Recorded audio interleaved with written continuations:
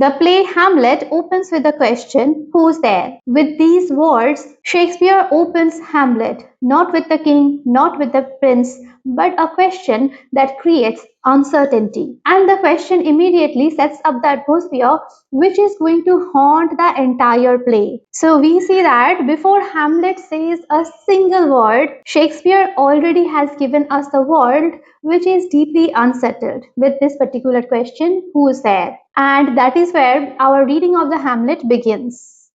Not with revenge, but with uncertainty. Hello everyone, welcome back to my channel. I hope you are all doing well. If you are new to my channel, I am Dr. Riya Datto and I make videos on English literature, English language and literary theories. And if these things are of interest to you, consider subscribing and follow along. Today we are doing Hamlet, Act 1, Scene 1. So without further ado, let us begin the lecture. So the play opens. Enter Bernardo and Francisco, two sentinels. And Bernardo asks the question, who's there? So the play is situated in Denmark and the guards are on duty and the air is already tense and no one feels safe. And suddenly this question breaks the silence. And with these words, Shakespeare draws us into the world of fear, suspense, and uncertainty. So imagine this Elizabethan stage where all the people are sitting in the audience. They probably are talking among each other, and suddenly two characters enter, and one person asks this question, who's there? That immediately grabs attention of the audience. So we see that Shakespeare does not give us a lot of stage direction.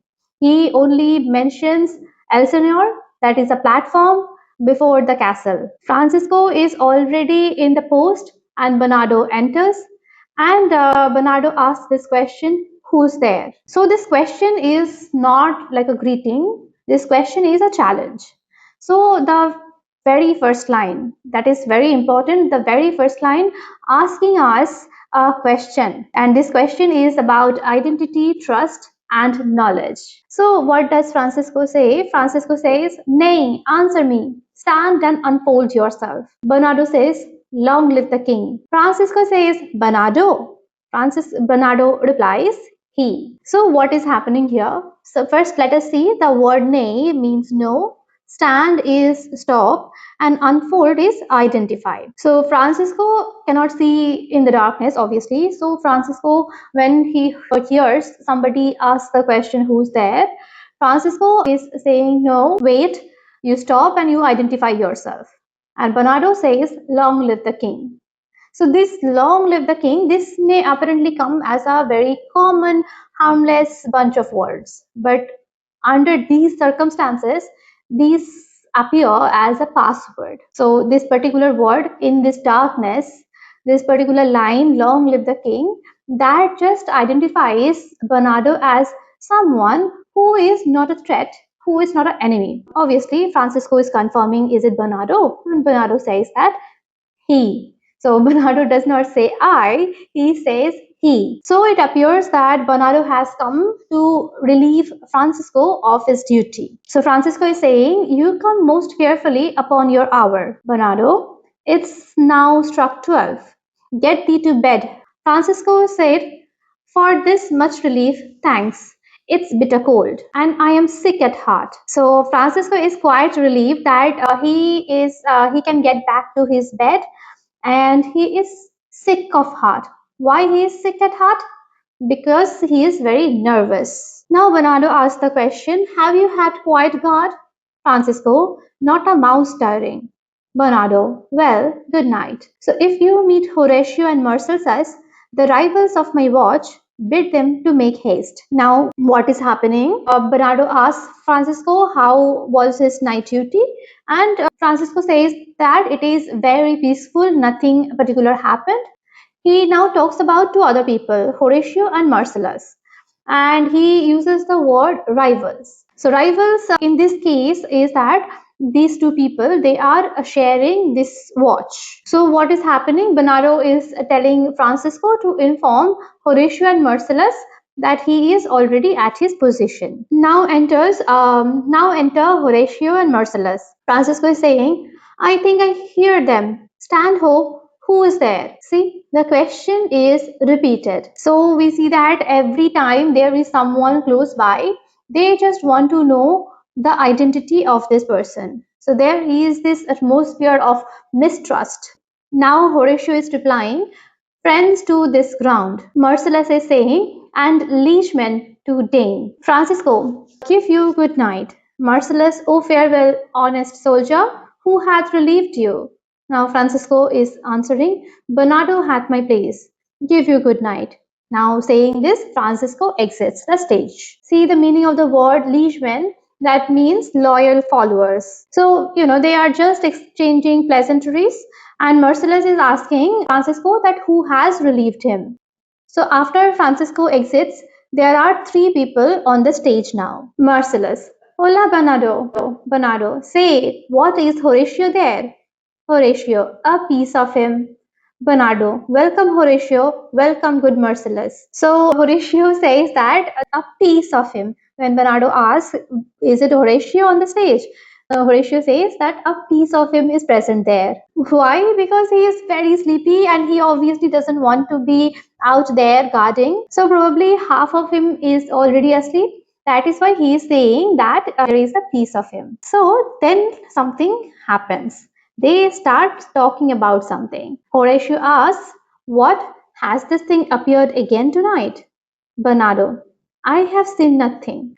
Marcellus, Horatio says it's but our fantasy, and will not let belief take hold of him, touching this dreaded sight twice seen of us.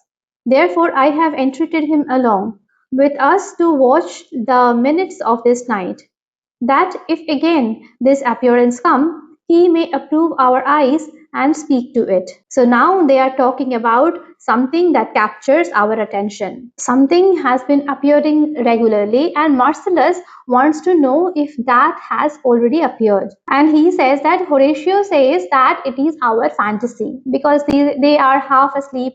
Probably they are dreaming, probably they are hallucinating something that has been appearing at night. So whatever this thing they are talking about, they have not, this particular thing has not seen by Horatio yet. So that is why Horatio says that it is a fantasy of the mind of these people who are doing the night guard duty.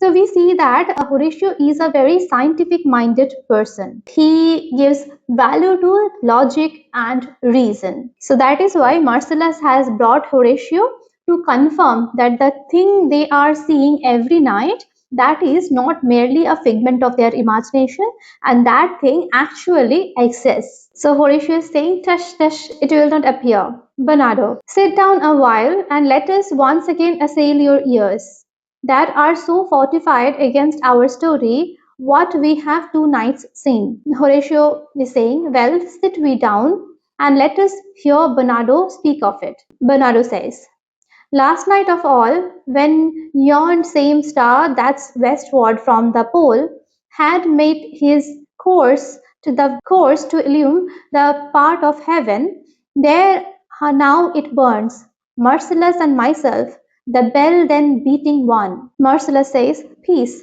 break the off, look where it comes again. So we have a very specific information here. So we see that so whatever they are talking about has been seen by Marcellus twice already. So usually Horatio does not come to any guard duty, and he has been invited by Marcellus. Why has he been invited? He has been invited for his expert opinion on this matter. So Horatio is a learned person. He is from the university. So that is why they have a lot of respect for this person's comments. So suddenly this thing appears. And what happens?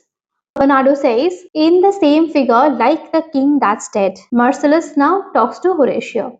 Thou art a scholar. Speak to it, Horatio. Bernardo says, looks he not like the king? Mark it, Horatio. Horatio is now seeing it. Horatio is saying, like, most like. It harrows me with fear and wonder. Bernardo asks, would it be spoke to? Marcellus is encouraging Horatio. Speak to it, Horatio. So now we have more information here. We see that this particular thing that they are talking about has been seen twice by Marcellus, that is a spirit. And in the presence of Horatio, this will put the seal of validation that this spirit has been seen by these people. So Marcellus also believes that this ghost will be speaking to Horatio, because the ghost has not been speaking to anyone, and that is why they have brought Horatio here. One thing, they need their opinion, they need their validation, and also they think that Horatio, being a scholar, will know how to speak to these ghosts. So what happens, Horatio is actually very reluctant to believe that the ghosts exist. So already they have said that Horatio's ears are fortified. So fortified means that Horatio has been very defensive of the fact that they are seeing a ghost every night. Horatio, as he doesn't believe, Marcellus and Bernardo, they tell the story once again what they have been seeing for past 2 nights. So this is a strategy of Shakespeare. Shakespeare makes the people on the stage repeat incidents so that the audience can be informed about what has already happened, and the play can begin in the middle of the action. So the ghost has appeared only when this North Star is on the sky. You know the word here, it is mentioned yon. That means over there, and pole is North Star. So he is telling of the position of the star in the sky when the ghost appears to signify the exact time, the hour when the ghost appears. So he is hoping that this night also the same thing might happen. And it was 1 o'clock already, the bell has rung, and so as he is telling the story, the audience sees that the ghost enters the scene. And also the guards, they say that the ghost looks like the late King Hamlet. It is also a strategy to inform the audience that whose ghost it is, like the ghost looks like whom. Because the audience, they do not have any idea how does the late king look like. So that is why the audience needs assistance.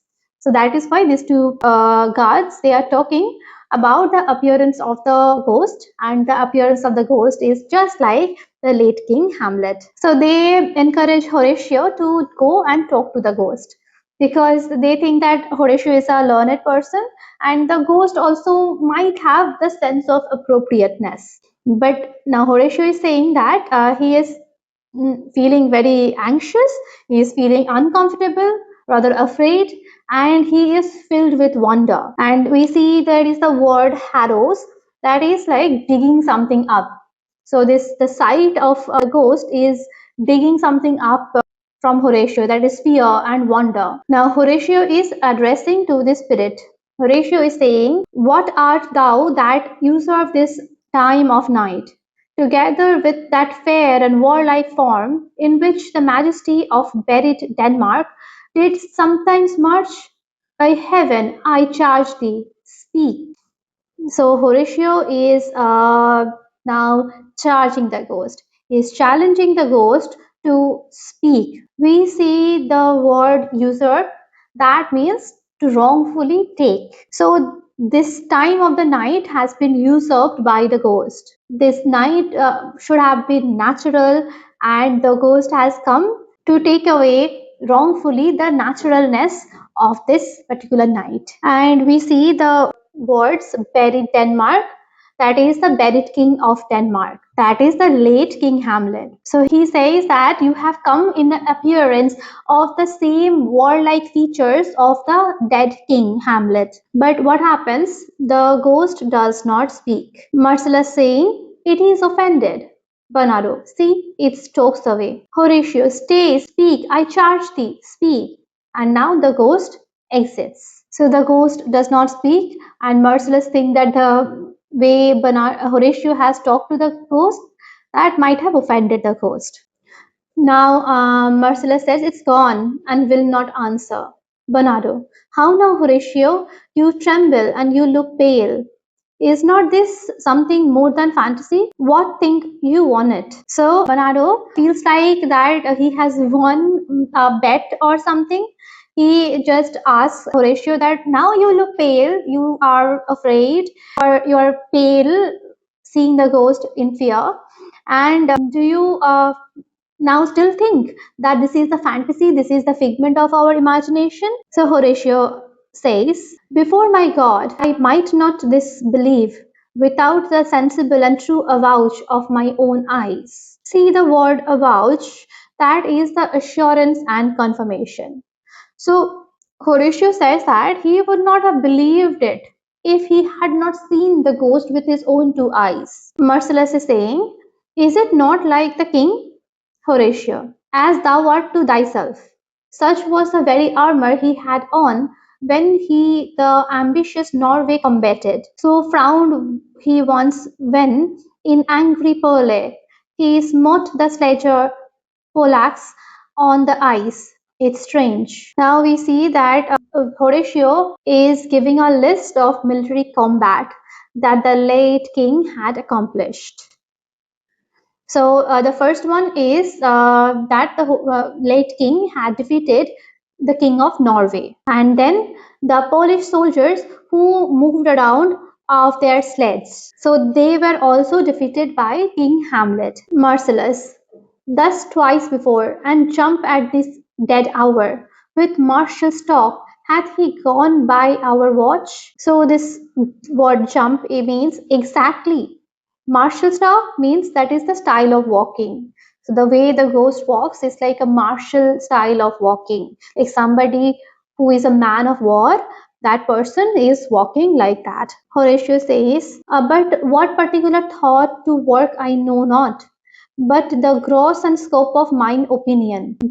This bodes some strange eruption to our state. Marcellus. Good, now sit down and tell me, he that knows why this same strict and most observant watch so nightly toils the subject of the land, and why such daily cast of brazen cannon and foreign mart for implements of war, why such impress of shipwrights, whose so task does not divide the Sunday from the week? What might be toward this sweaty haste doth make the night joint labourer with the day? Who is it that can inform me? So this ghost has already appeared thrice. Now we are going away from the appearance of the ghost. Marcellus is now talking about the situation of Denmark, because Horatio has just mentioned about the war with the king of Norway. So we are given this idea about the backdrop in which the play is set. Marcellus is worried about this strict regulation of the place. So it is like the trade and commerce and everything is in a very strong kind of situation. And he uses the word impress here. That is this compulsory enlistment in the military. So that is going on, and there is no holiday, nothing is granted, and people are at rest at night. But in Denmark, people who are connected to military or guard duty, they are not given any kind of rest. So Marcellus is asking why this kind of situation is going on. Can anyone tell me why there is this atmosphere of tension that is going on? Now Horatio is saying that I can.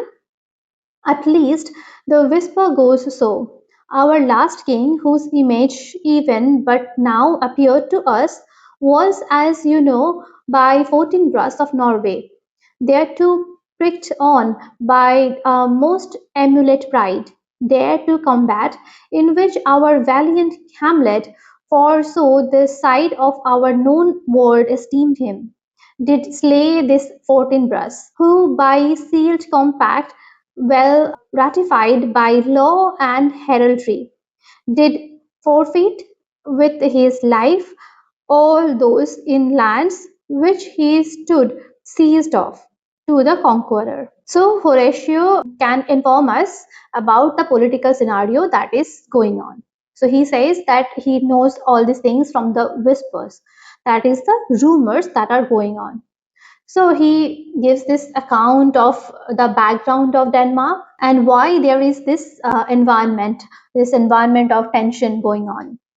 So now Horatio is telling the story of conflict between King Hamlet of Denmark and Fortinbras of Norway. So Fortinbras was envious and he emulated pride and he provoked King Hamlet. And King Hamlet went to battle against Fortinbras. So he says that we, the people of our country, we esteem King Hamlet as a valiant king, and he slew this Fortinbras. And now Horatio is talking about a sealed compact, an agreement of sort, so which is approved by law and heraldry. Heraldry means the traditional practice of knighthood. So this agreement means that the land of King Fortinbras that will pass to King Hamlet. So according to this agreement, if Fortinbras was victorious, the land would have gone to Fortinbras. Let's read on. Against the which of moiety competent was gauged by our king, which had returned to the inheritance of Fortinbras. Had he not been vanquisher, as by the same command and carriage of the article designed. His fell to Hamlet, now the young Fortinbras of unimproved metal, hot and full, hath in the skirts of Norway here and there sharked up a list of lawless resolute, for food and diet to some enterprise, that hath stomach in it, which is no other, as it doth well appear unto our state, but to recover of us by strong hand and terms compulsory, whose aforesaid land so by this farther lost, and this I take it is the main motive of our preparations. The source of this our watch, the chief head of the chief head of this post haste and rummage in the land. So this agreement was signed between Fortinbras and King Hamlet. And this agreement means that if Fortinbras is defeated, all the land of Fortinbras will pass on to King Hamlet. And if King Hamlet was defeated, the same would have happened. Like all the land of Hamlet would have gone to Fortinbras. So it was an equal amount of land on both sides that were on bet. So if that battle which happened, anyone who would be victorious would have been the conqueror of that particular land. So King Hamlet won the battle, and now King Hamlet got that particular piece of land from Fortinbras. Fortinbras was already slain by King Hamlet. So what happens now? The son of this defeated king, Fortinbras, he now tried to take some revenge. So this young Fortinbras, the son of the king Fortinbras, is also known as Fortinbras. So he is young. This young Fortinbras is courageous, but he has yet to prove himself in any battle. So he is inexperienced. So what happens? This young Fortinbras has made up a plan, and for that plan, he has collected the group of these lawless people. So according to Horatio, the target the young Fortinbras has in mind is to recover the lost land of his father. So Horatio has this logical reason about why there has been so much commotion, why there is this atmosphere of tense and suspicions. So we see there is this word rummage, that means the commotion. Now Bernardo says, I think it be no other but even so. Well, may it sort that this pretentious figure comes armed through our watch so like the king that has and is question of this verse. So now Bernardo connects these incidents and the appearance of King Hamlet, and he says that, so he calls this ghost the pretentious, that means ominous. So he is saying that the appearance of the ghost is like a premonition. So why is it a premonition? Because King Hamlet has been at the center of this conflict with Norway. And according to Bernardo, that is the reason this ghost has been appearing every night to be with us on this watch. So then Horatio says, a mote it is to trouble the mind's eye. In the most high and palmy state of Rome, a little ere the mightiest Julius fell, the graves stood tenantless, and the sheeted dead did squeak and gibber in the Roman streets.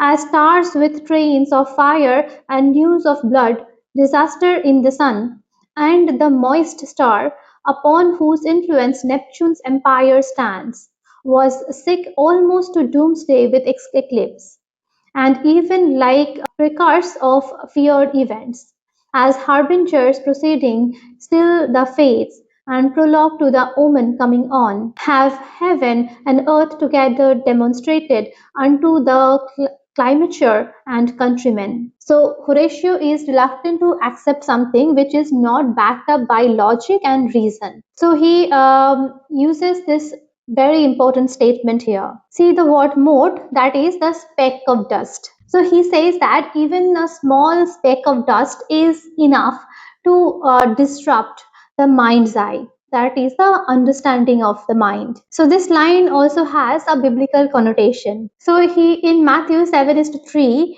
it is said, and why beholdest thou the mote that is in thy brother's eye, but considerest not the beam that is in thine own eyes? So in Bible, the mote of dust in other person's eyes has been compared to someone's beams of the eyes. So it is also a criticism of faulty judgment. So people focus on the fault of others by ignoring the faults in themselves. So he is talking about the fall of King Julius Caesar. And he says tenants of the grave, that means the dead bodies. So he said that the dead bodies have come out of the graves. So the graves have become tenantless. And these dead bodies are moving around wearing sheets. So there are stories that before the fall of Julius Caesar, there were ghosts coming out of the graves wearing sheets and moving around the streets of Rome. And we see the word moist star, that means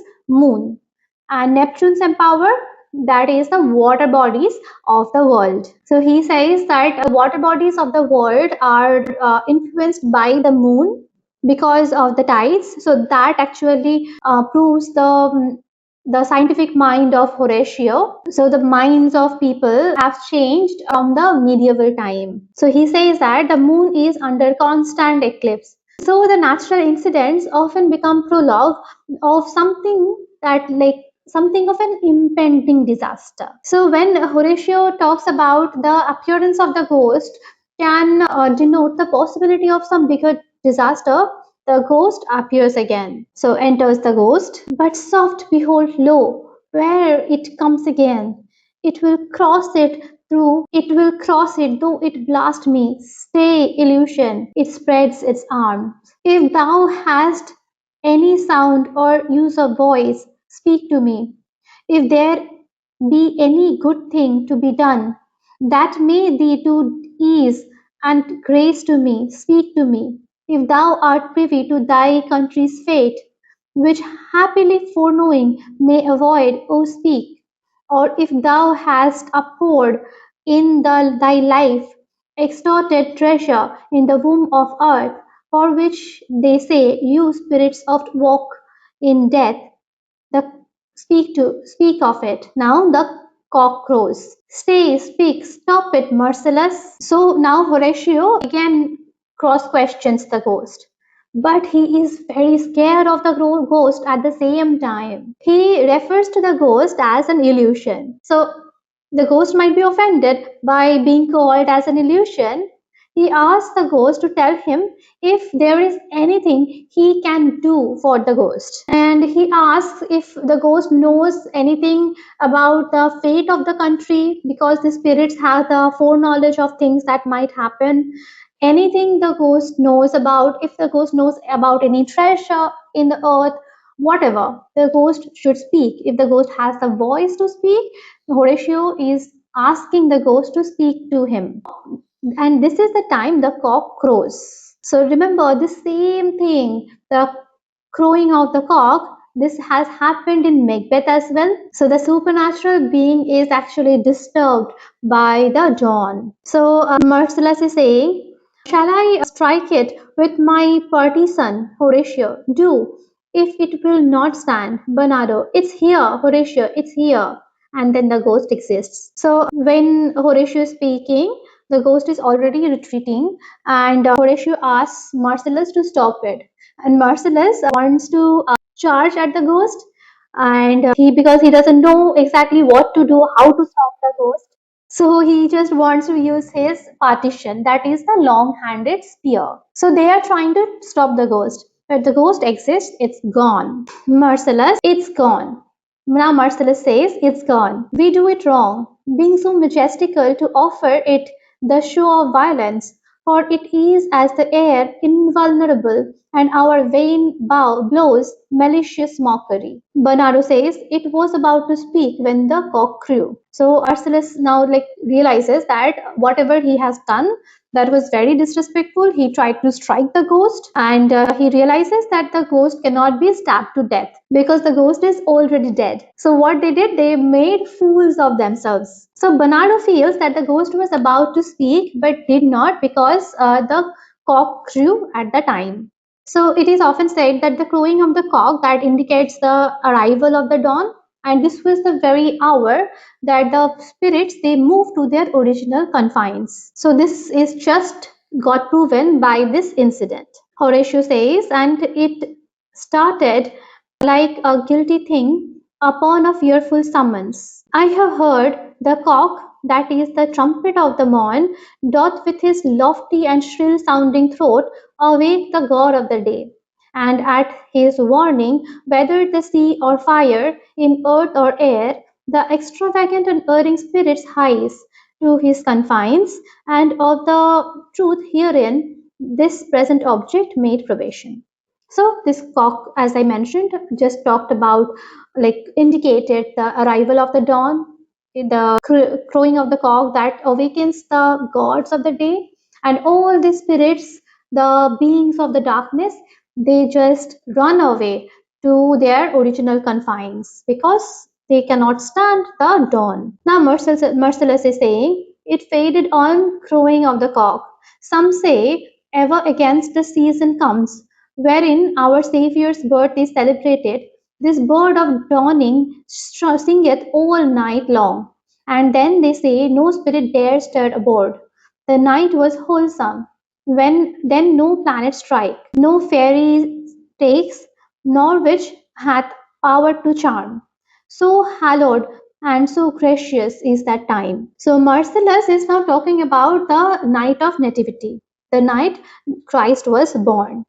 And during that time, the cock crows throughout the night. And that was the night the spirits are unable to roam around, and the spirits cannot harm anyone. Now Horatio says, so have I heard, and do in part believe it. But look, the morning in russet mantle clad walks over the dew of yon high eastward hill. Break we our watch up, and my advice let us impart that we may have tonight upon young Hamlet. For upon my life, this spirit dumb to us will speak to him.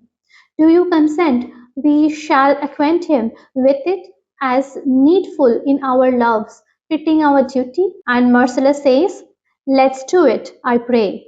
And I this morning know where we shall find him most convenient. And they exit. So we have this word mantle, that is dress. So this time, Horatio is describing the morning sky that is wearing this russet mantle. Whatever Horatio is talking about, that may sound very poetic, the description of this morning appearing. But if we just see this color, this russet color, that does not have the quality to make us feel happy and positive. And he's saying it is the time to break our watch.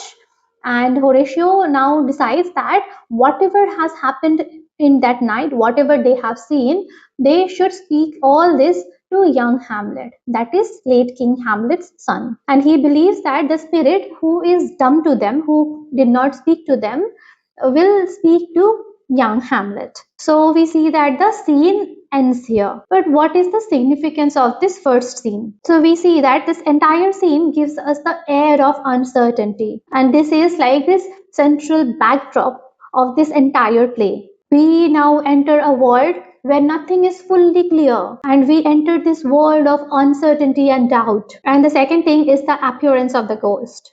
ghosts and the supernatural things keep on appearing. So here, this ghost is not the figment of imagination because three people are looking at the ghost. So it is already proven that the ghost actually appears. So here, these three people witness the ghost, and the main character of this play, young Hamlet, he is not on the stage yet, but he has been spoken about. So one thing is for sure that this ghost is not young Hamlet's figment of imagination either, because this ghost has been seen by three people before Hamlet made his appearance on the stage. So this ghost links the personal things with the political things. So this discussion of Fortinbras, the previous battles, and everything that shows the climate of this situation, the political scenario, as well as the private crimes that might have happened. So this the result or the consequence of the private crime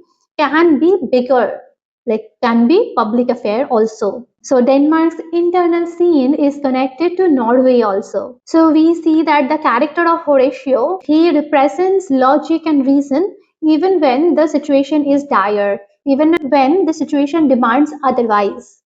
And we also get to see that the past refuses to stay silent. Now have this question, is the ghost really what it appears to be? So the question between appearance and reality begins quite early in the play. So the scene also prepares us to meet Hamlet. So this is a dramatic strategy of Shakespeare. He never gives us the hero in the first scene. He postpones the moment we meet the hero so that the suspense increases and the mood is completely established before we meet the hero on the stage. So we can say that this particular scene, Act 1, Scene 1, it's more like a thinking scene. It sets the mood and the pace of the story and starts out genuine curiosity about the ghost. Now we are keen to know what will Hamlet do after he learns about the appearance of the ghost. So we are going to pause here.